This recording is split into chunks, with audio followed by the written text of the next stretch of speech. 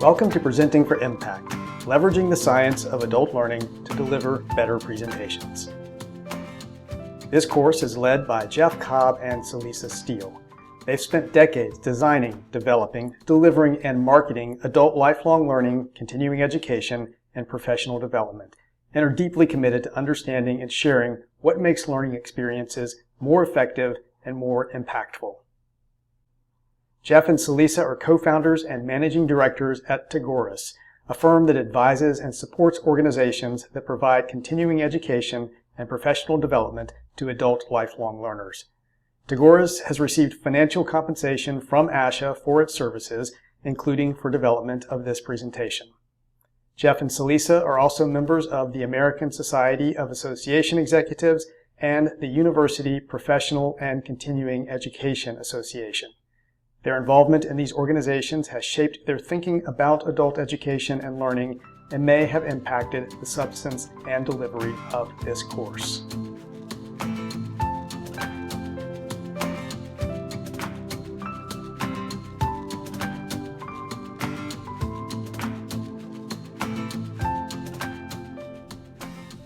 As someone who's joined us for this course, it's a safe bet that you're a teacher, or put somewhat differently, someone who shares your expertise with others to help them learn. And presumably, you'd like to be as effective as possible as a teacher. You'd like to really help people learn. But you're also a learner yourself, and you no doubt recognize that learning experiences can vary greatly in their quality and effectiveness. Hi, I'm Jeff Cobb. I'm Celisa Steele, and our aim in this course is to focus on what's involved in crafting truly effective learning experiences, the kind that are remembered and create positive impact for the people involved. Very often, participating in a learning experience can feel too much like drinking from a fire hose. Or, to paraphrase the Irish poet William Butler Yeats, it's like your brain is a bucket and someone is trying to fill it. But very often, with relatively straightforward changes, an experience can be much more like what Yeats thought education should be, not filling a bucket, but lighting a fire. Here's a quick example. Consider the letters you see here. We'd like you to take 30 seconds now and try to memorize the sequence of letters.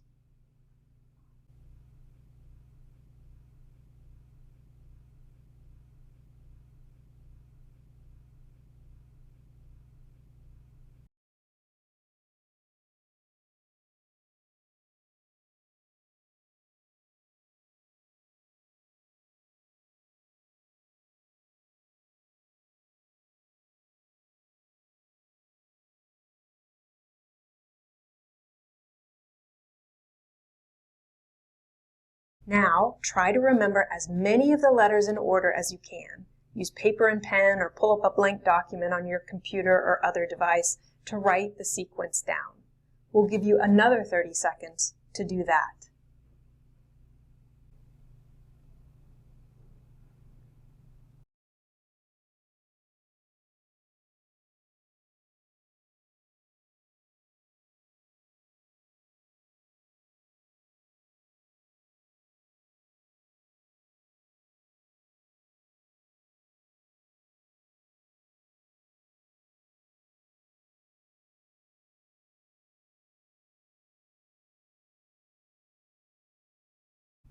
We'll go out on a limb and guess that you probably didn't get very far.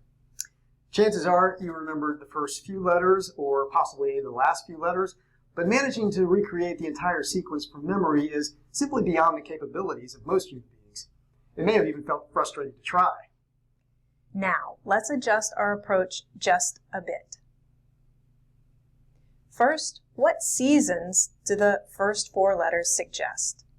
Spring, summer, fall, winter. Now, let's align the next 7 letters with the days of the week. Monday, Tuesday, Wednesday, Thursday, Friday, Saturday, Sunday.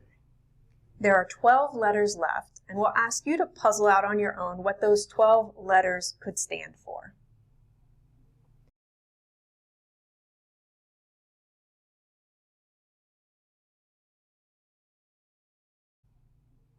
Now, let's pause again for a moment, see if you can now recreate the sequence of letters from memory, Again, do this with paper and pen or on your device.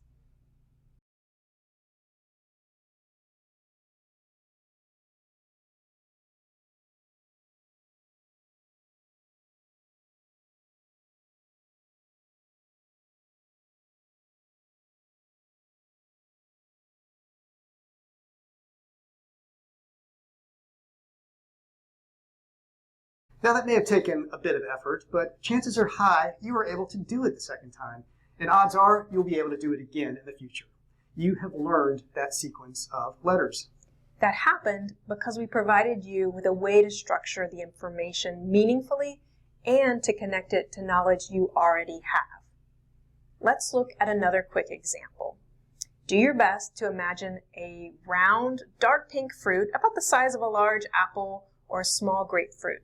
Its exterior is somewhat leathery, its pink leaves are tightly wrapped around it and taper into green tips, giving it a surface texture somewhere between a cabbage and a pineapple. Inside, it has white flesh pitted with black seeds. Again, do your best to imagine it. What Celisa is describing is a dragon fruit, and it's probably quite difficult for you to get an accurate picture of it in your mind just based on that description, especially if you haven't seen one before. A much more effective and efficient way to teach you what a dragon fruit is would simply be to show you a picture. The letter sequence and the fruit are simple examples, but they illustrate what happens all the time in typical continuing education and professional development experiences. Information is presented in a way that it can't be effectively or efficiently processed, and as a result, it won't be remembered. And if something isn't remembered, it hasn't really been learned. Learning does, of course, require effort, but we can make that effort much more manageable by engaging learners effectively and using techniques that help to shape and structure the experience and greatly increase the likelihood that the material we teach will truly be learned and remembered. In the remainder of our time together, we'll look at practical approaches to doing just that, and we'll break these down into 4 steps. Set the stage, craft the content, promote participation, frame the future. Our commitment to you is that everything we share is grounded in science and evidence. We won't go into all the details about the science during the presentation, but we'll offer resources you can use to go deeper if you choose to. We also commit to doing our best to model these practices as we share them with you. In return, we ask that you commit to bring your full self to the course. Put aside distractions like your cell phone or other things running on your computer, and make a good effort to participate when we ask. We're going to ask you to try out approaches and apply ideas we're covering to a presentation you're working on. So we encourage you to have a specific presentation in mind as you move through this course. Now, let's dive into the 4 steps.